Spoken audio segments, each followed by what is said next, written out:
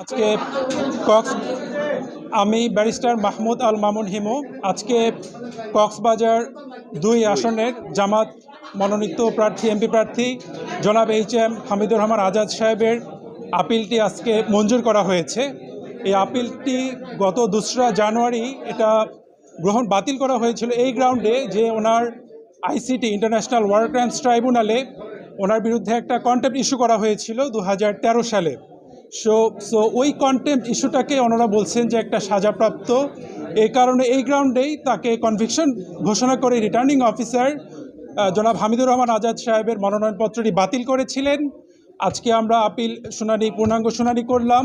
আসলে যেটা ছিল war against crime against humanity, এখানে যে অ্যাক্ট ছিল সেই অ্যাক্টের আন্ডারে যে সেকশন 3-তে বলা হয়েছে যে ক্রাইমস এগেনস্ট হিউম্যানিটি ওখানে ডিফাইন করা আছে কোন কোন ক্রাইমগুলো হচ্ছে ক্রাইম এগেনস্ট হিউম্যানিটি, সেগুলো ওখানে ডিফাইন করা আছে। তো কন্টেম্পটা তো একটা হচ্ছে